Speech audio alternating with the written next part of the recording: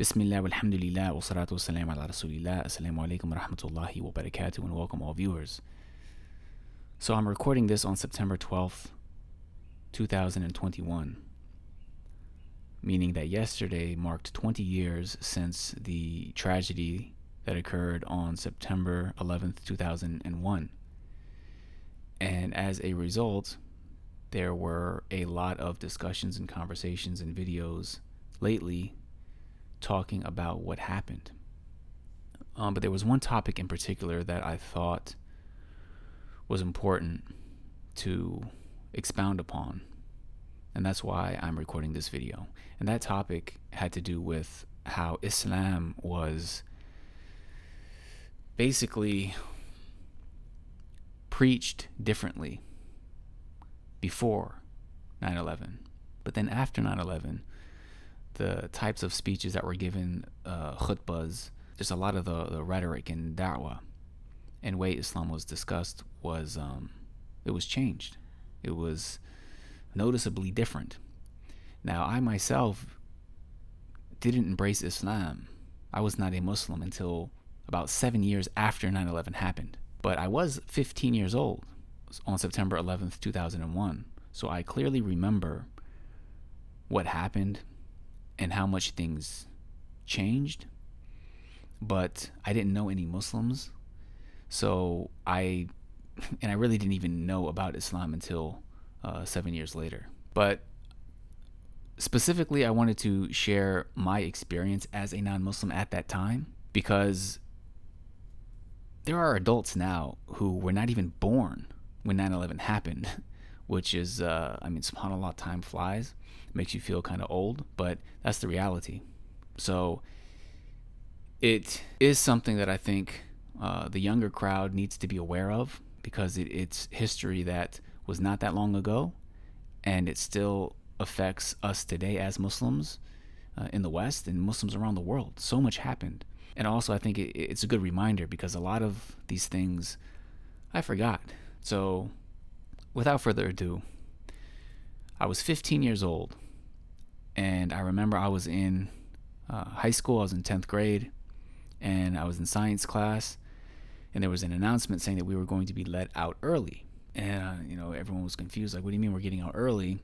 And somehow word spread that there was this, some sort of attack on the World Trade Centers. So we were going to be able to go home. Now, the reason our high school in particular got to go home was because it was on an army base. I grew up on Fort Meade, which is in Maryland, and on Fort Meade there is the NSA. So they said, this they might try to attack Fort Meade or NSA, or something might happen. So we got out of school early that day. And as soon as we got home, it was just all over the news. Now remember, 2001, this was before smartphones. The news obviously was a major source of where we got our information. And it was just nonstop on the news, showing images of the towers falling, the planes crashing into the buildings, and tragedy just nonstop. And you could see on the pain on everyone's faces, and like the news anchors, and how distraught everyone was. And there was just this feeling across the country of, like, I don't even know how to describe it, but this was like, this sort of changed everything. I actually had a teacher in college about 6 years later who, she viewed the world, actually, she viewed history as pre 9/11 and post 9/11. That's how powerful that event was, and how much things changed for people.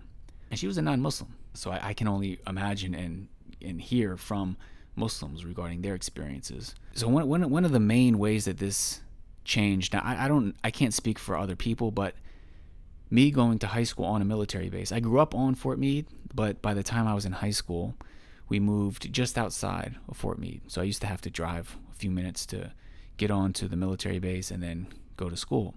And up until 9/11, 2001, you could come and go freely. There were no gates. There were no guards. You could go on base, off base. It was just sort of like driving through another neighborhood. But literally, the next day we started going to school, there's a gate up. There were armed guards. They would actually search our cars. We would have to pull over, show our IDs, pop our trunks. This happened immediately after 9/11.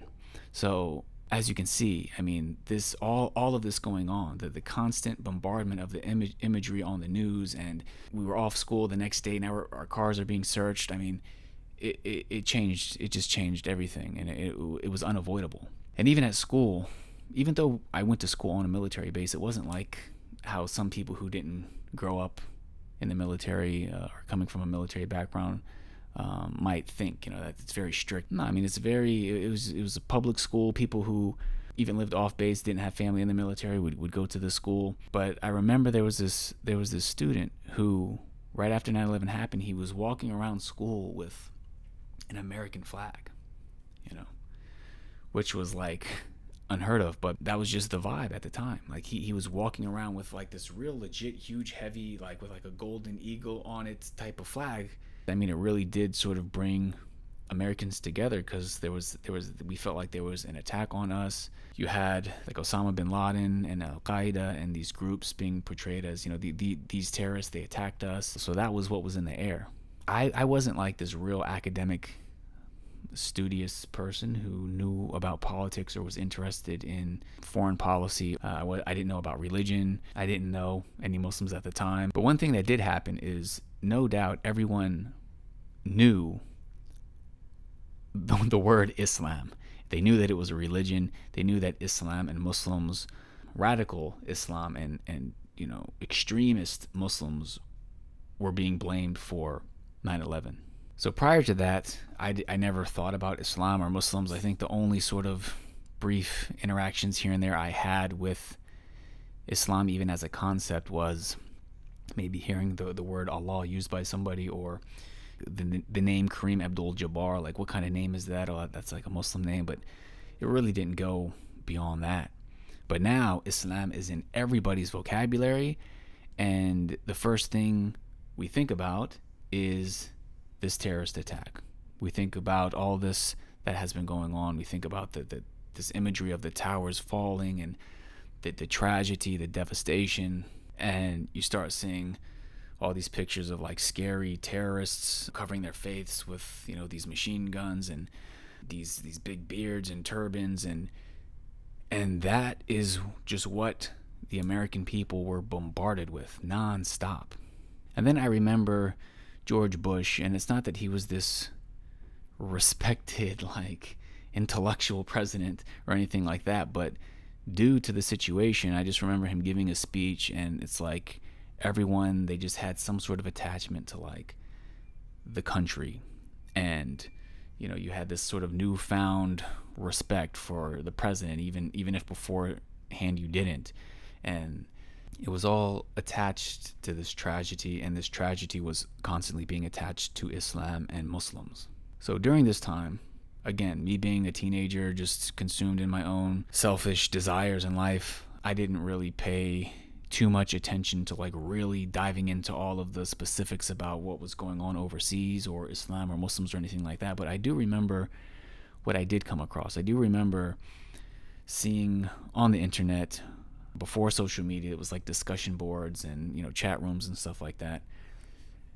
From what I remember being exposed to during this time, there was some website that would just quote certain passages of the Quran about killing the disbelievers, and people talking about how these guys, like, they're dangerous, and they want to kill us and kill anyone who isn't Muslim and all this. So that was basically as deep as I looked into it. And one of the reasons I'm sharing this is to let you know, I mean, this isn't like an isolated case for me. I'm sure countless Americans, countless people around the world had a similar experience.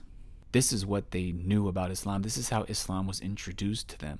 And although I admittedly did a very shallow job regarding researching Islam, there are other people who, they did more research. I mean, they read books. There were certain lecturers that came to educate others about Islam and Muslims. Government agencies would hire people to come and inform their employees, or even soldiers in the military about Islam and about Muslims.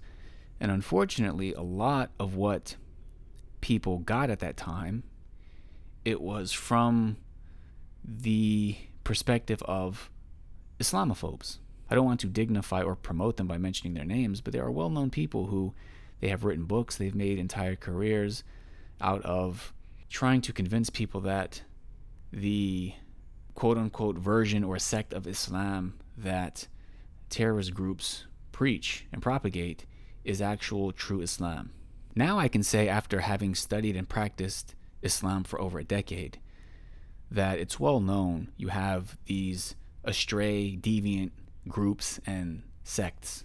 This is something that isn't new. It's been around for hundreds of years, and Islam has a very academic, intellectual history where the preserved understanding of the divine revelation has been passed down and explained, and deviant groups have been refuted. But looking back now, I can see the majority of the world that was now being introduced to Islam for the first time at a real significant level, they were being introduced to it through a deviant group, through an incorrect understanding.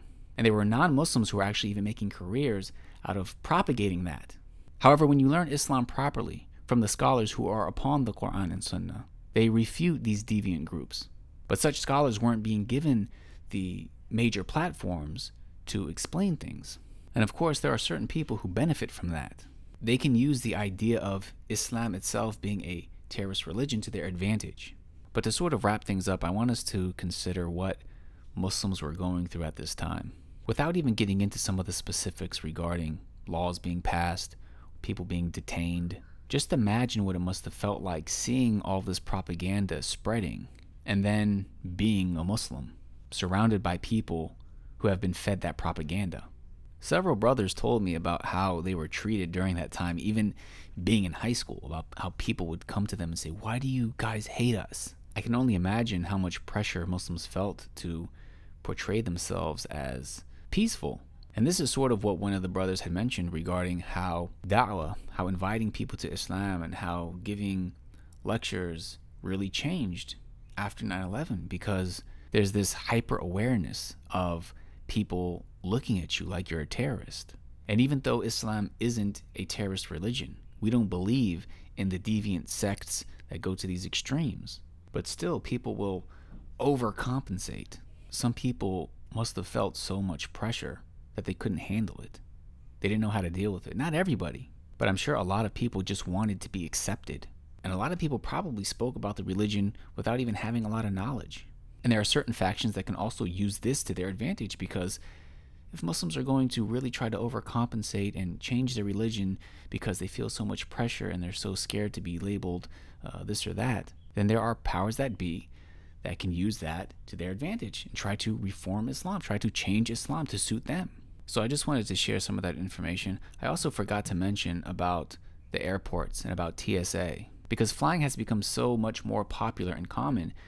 And the fact that we go through so much security, I'm sure a huge amount of us attribute that to 9/11, because that's when some of these changes started to take place. So that really was a huge event, and so many changes happened, and there are a lot of things that still remind us of what happened. And many people still attach that to Islam. So it played, and still to this day plays, a major role regarding how so many people look at the religion of Islam and Muslims. I will say those feelings that people had when 9/11 first happened definitely has died down. I think most people understand that there are radical factions of all types of different communities, not just Muslims. And that being the case, I encourage myself and other Muslims to be aware of how people view us and try to have wisdom when we are informing others about Islam. However, we have to be balanced. We should not try to change our religion to please people. We should tell them the truth about Islam. Islam is not a terrorist religion, but that doesn't mean people are going to love every single thing about Islam. But that's for them to decide. Islam is balanced. Its teachings are balanced, and the way that we practice it should be with balance. Allah knows best. Thank you for watching. Let me know what you think in the comments. Jazakumullahu khairan. Wassalamu alaikum wa rahmatullahi wa barakatuh.